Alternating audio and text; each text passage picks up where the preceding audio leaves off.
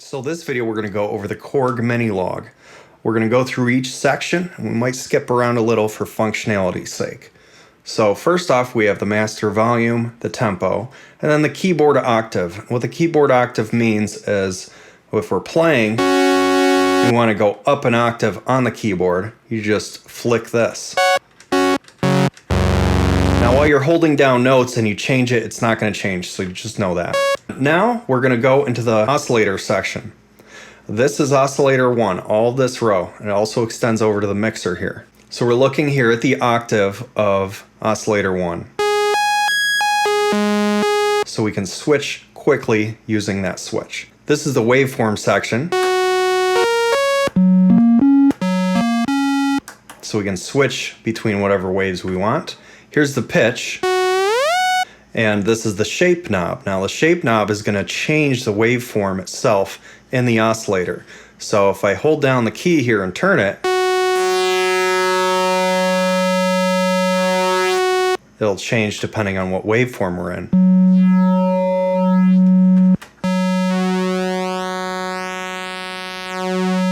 So looking down this next row here, we have oscillator 2. We're going to turn it up. We don't hear much of a change just because it's pretty much about the same exact values here. So they're identical. So everything up here is the same here. So if you want to, let's say, make an octave higher or even higher, and that lower,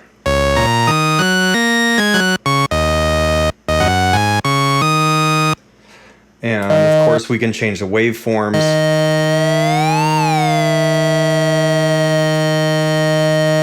And the shape.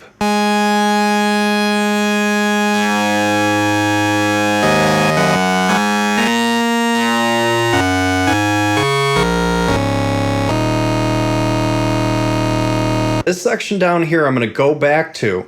This is the VCO 2 modulation. That means the oscillator 2 and how it can change and modulate based off of oscillator 1. We'll go back to there later. This is the filter section. That's the cutoff, obviously. Here's the resonance. Now, notice when you turn up the resonance, the volume goes down.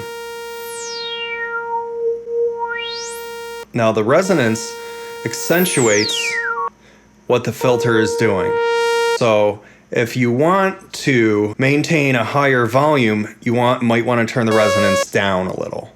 Or you can run it through a compressor. Now, here is envelope generator intensity. So what this means is this can go in positive or negative, and it will go over into the envelope section, which we will go over very shortly. So here is the 2-pole and 4-pole. So what this means is it changes the kind of cutoff and resonance that we are dealing with. So that's a 2-pole, 4-pole.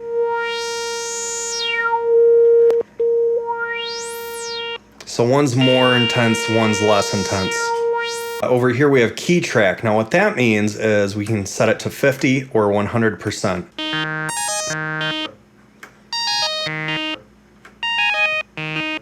So we can hear when we turn up the key track, it will affect kind of like a slope of if it's higher, it's going to affect it differently than the lower notes. Now the velocity switch here, if I press the note, depending on how hard I press it, it's going to affect what the cutoff does here.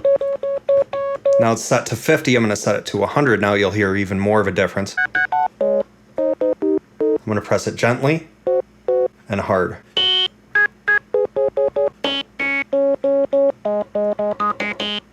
So as you can hear, that will definitely change. So here's the modulation section. We have the amp envelope generator, which is the volume. This can apply, it's a second envelope, it can apply to the filter here, or down here, which we'll get into later. So first off, we're going to go over the attack, decay, sustain, and release. What this defines is, in regards to the amp, in other words, the volume, it's shaping what the sound is going to do volume-wise. So if we want it to be more like an organ, like on-off when you press the key, just bring everything down except for sustain, which is all the way up. If we want more of a plucky sound, we're going to turn to sustain all the way down and we're going to bring up the decay and bring up the release.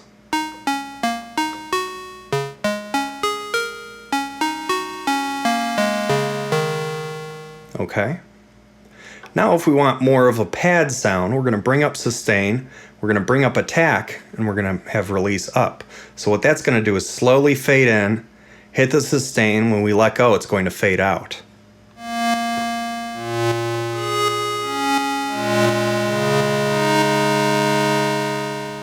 So you can hear what that does. I'm going to break it down just so it's really easy for you. So if we have the sustain up, and we bring the attack up slowly, you can hear it fading in. Now, if you want to fade in fast, you bring the attack down. If you want it to fade in longer, you just bring it up. And that applies to all of these, so except for the sustain, because the sustain you would imagine it as being the line of volume that you'll hit when you press the key. So if I turn sustain down, it's going to have a lower volume.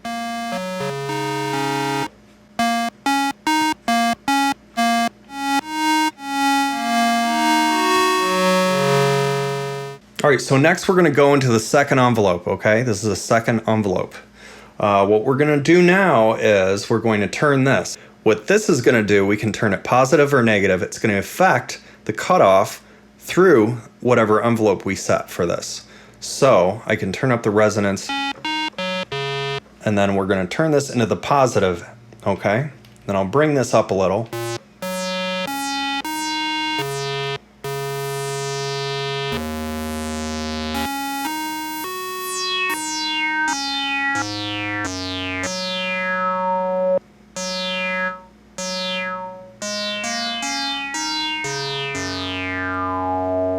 We can also make it negative. So if we turn it this way, it's going to run it through inversely. So every value that we set here is going to go in the negative. Down here we have the LFO section. What the LFO is it's a slow waveform. So we have the same wave shapes as here: sawtooth, triangle, and square. And what we can do is look over here at target. Now, the target has pitch, shape, or cutoff. So if I want to change the pitch, for example, and modulate it through any of these wave shapes, I can just turn that to pitch. We'll choose the saw wave. And we have here rate and intensity. So the rate is how fast it's going to modulate through the LFO. Intensity is how much we're going to send through it. So let's turn up the intensity here. You can already start hearing it. The more you go, the stronger it's going to send that through. Now, if we want it to go faster or slower, we just change this.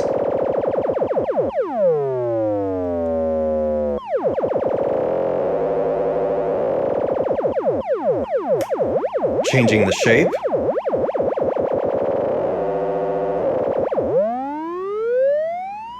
And we're going to change the square.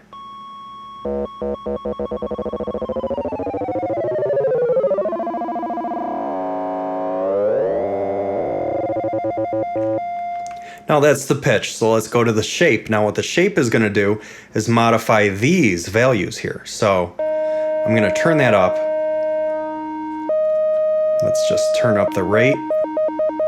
We can hear this change that's happening in the waveform itself.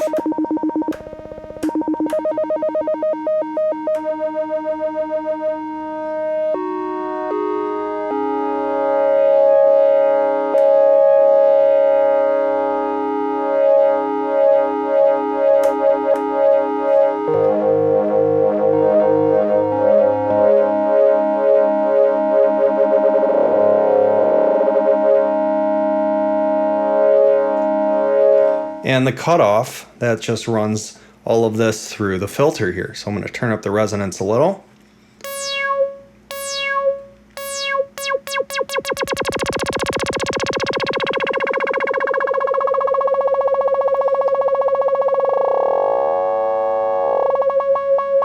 Triangle.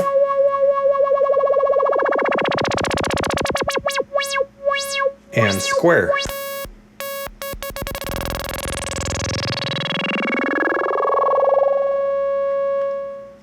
Now we have a switch here. Now what this does is it's going to modify based off of this envelope, either the intensity or the rate. So in other words, it's going to carry either the rate or intensity through whatever attack, decay, sustain, release we have set. So we can come up with some pretty interesting sounds using this. So I'm going to change the intensity here.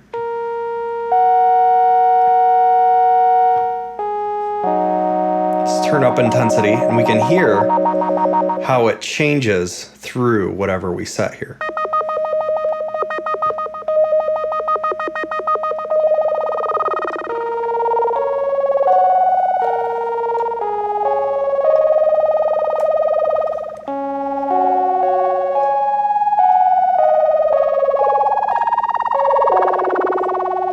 If we change it to rate, that's going to send the rate through this. So we can come up with some pretty strange sounds with that. So you can hear it runs through the attack, decay, sustain, and release.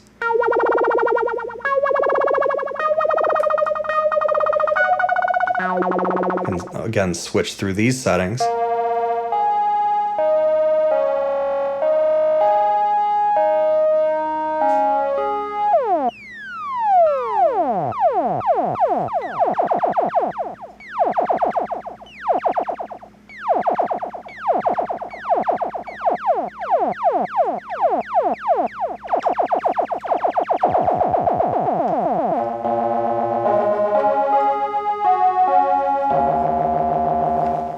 Now that we've gone over this envelope here, we're going to go down back to here, which is the oscillator 2 modulation.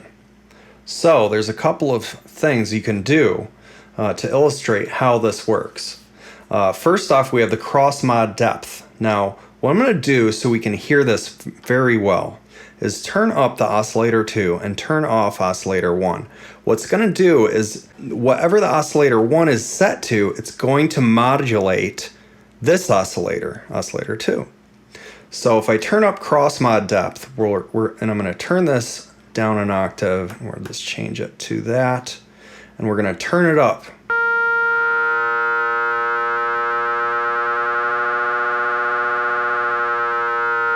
Now you don't really hear too much right there, just a slight pitch bend. But if I change the pitch on here, you'll be able to hear how it's modulating.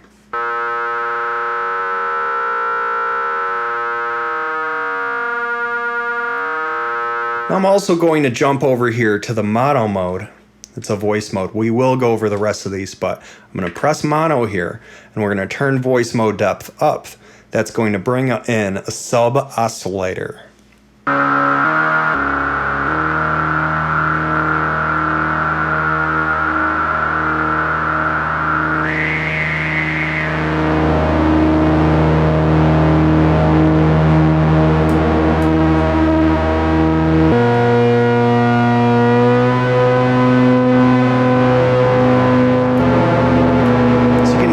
To hear some changes. We're going to look now at pitch envelope generator intensity. So what this does is it goes in positive or negative, and it runs oscillator 2's pitch through this envelope. So let's listen and see what that does.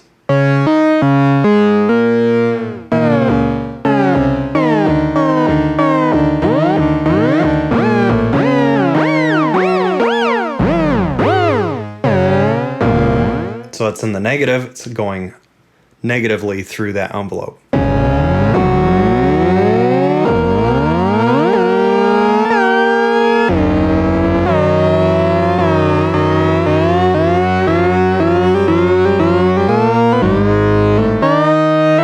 Okay, so that's pretty cool, but what really makes some crazy sounds is if we turn sync on. Now we can hear what this does is it synchronizes the two waves. I'm going to turn back oscillator 1 down. I'm going to turn up sync. You'll hear a difference right away. So we have oscillator 1 down, and I'm changing the values, and you can hear it modify the oscillator 2. So I'm going to turn up cross mod depth, and we're going to be able to hear a lot of different things we can do.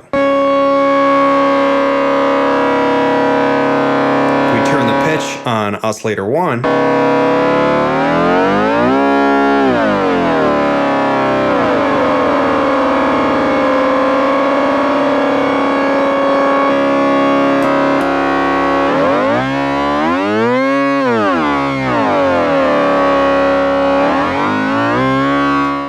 now if we add this to it, it's going to change the sound even more.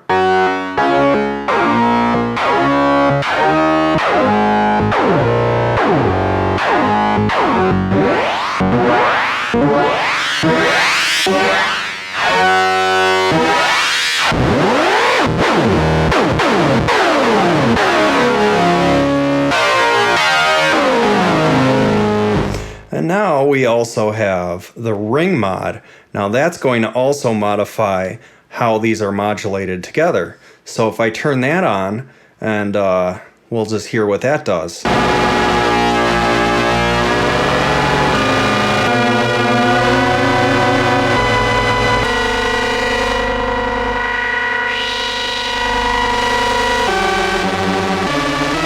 We'll modify the pitch envelope generator intensity.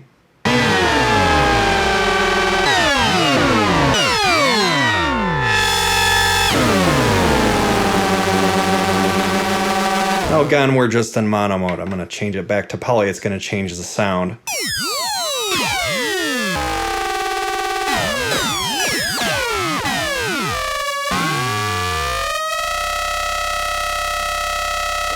We can also turn ring and sync on to get different sounds.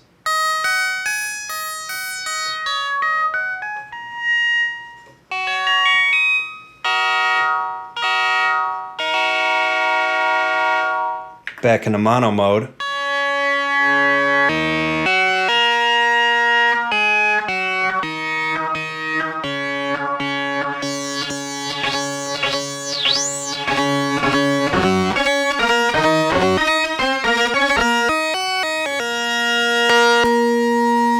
Now remember, this whole time oscillator 1 is off. Let's turn it back up so we can hear everything.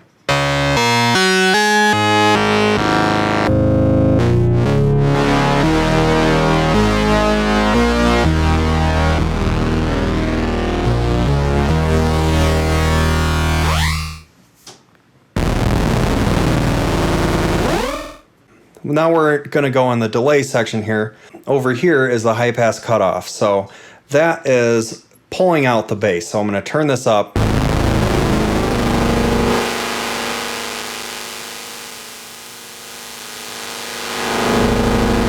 I'm sure you can hear the difference there. Here we have time and feedback. So we can turn up the delay. The feedback is how much it's looping it's going to sustain. Time is the amount of time that the delays are going to be spaced between each other.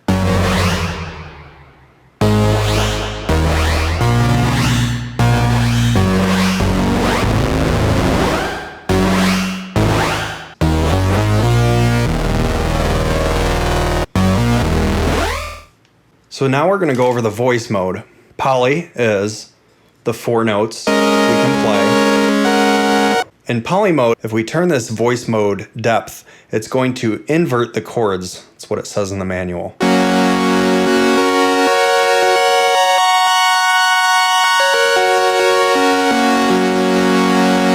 Now we have duo. What that is we can only play 2 notes at a time.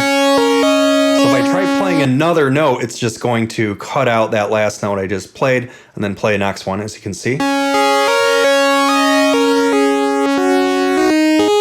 If we change this, it's going to detune. Now we can listen and hear what it does.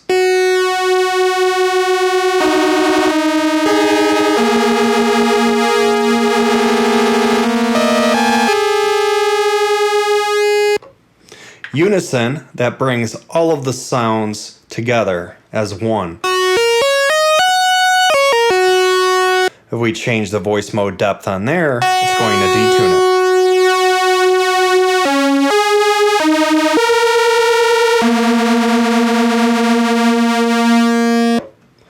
Mono, we already went through with the sub oscillator. chord mode. Now, this is going to take a single note and turn it into a chord. You can change to all sorts of different kinds of chords here.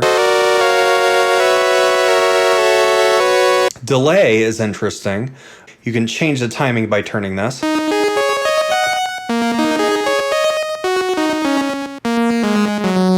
So it's offsetting the voices, so it's kind of like a simulated delay. Now we have ARP, that's an arpeggiator. So if I hold these down, it can actually turn and change the patterns that it does.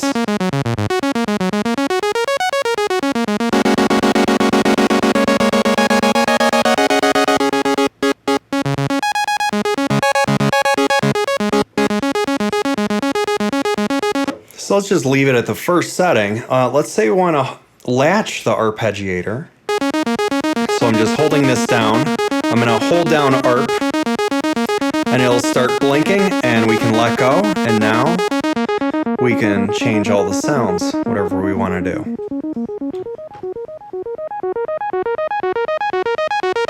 Press it again, it turns off the latch. Now this is going to affect. That's just the sidechain effect for the different voices.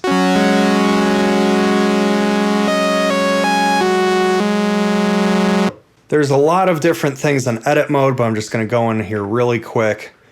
Now it says here program edit. So what that means is if I press any of these, it's going to go to the different settings. If I want, you can look at the bottom, there's dots. If you want to switch from the dots, you just press that button again.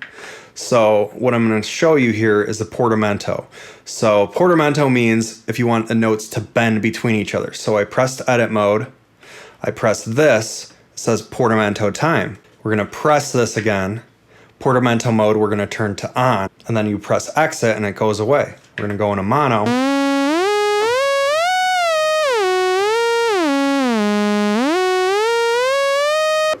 So that's how you get to Portmento. You just press edit, press this button. Portmento time will modify how fast the notes will slide between each other. And then you press the button again, Portmento mode, you can change it to auto or on. There's a lot of more settings, I'm not going to go through all of them. Next, we're going to look at the sequencer. So one way of doing the sequencer is you press the 1 through 8, 9 through 16 button. Now, when you press that, it's first and 1 through 8. So these are steps now, 1 through 8. So if I want step 1, it says note. So let's say you want a C4, it'll say C4. If you want to change it, it'll change it because we already have that set. If you press this again, it's a gate time. The gate time is pretty much, we're telling it how long we want that note in the step to last. If you turn it all the way to the right, it's going to turn to tie. Now what tie means is, let's say we want that C note. Let's say we want that C note to go to this one. So I'm going to press that, press C4 again, and let's press play so we can hear. It's just going to tie the note from those two steps. Whereas, let's say, let's clear that note. So press this note, press rest, that's going to erase it, and then let's press play. And now we can hear it's just on the one step. So let's just make a little melody here. Now that's 1 through 8. If we press it again, it'll skip over to 9 through 16, which we'll see right here. So it just extends from 9 through 16. So I'm going to press play, and it's going to play through everything that I set. Obviously, while it's playing, you can change the values of the sounds. If I press shift and rest, that clears the sequence. So shift and rest clears the sequence. If I want to get out of this sequence mode, press exit. Now here's a step mode we can do. Press record, and it starts at step 1, and it's going to count all the way through to 16. So if I press a note, now it goes to step 2. I'm going to press rest. That's going to skip to the next note.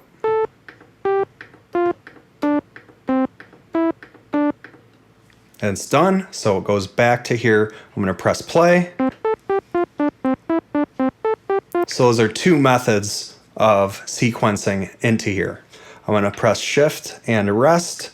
It's going to clear the sequence. Now there's one other thing I want to mention here. If I press Shift and record, that is going to run it through a tuning cycle. What that means is if our oscillators get detuned, because they do, because it's an analog synth, it's going to automatically make the tuning of the oscillators exactly back to normal. So if it ever goes off pitch drift, it's called, just hold down Shift, press record, and it will go into the tuning mode.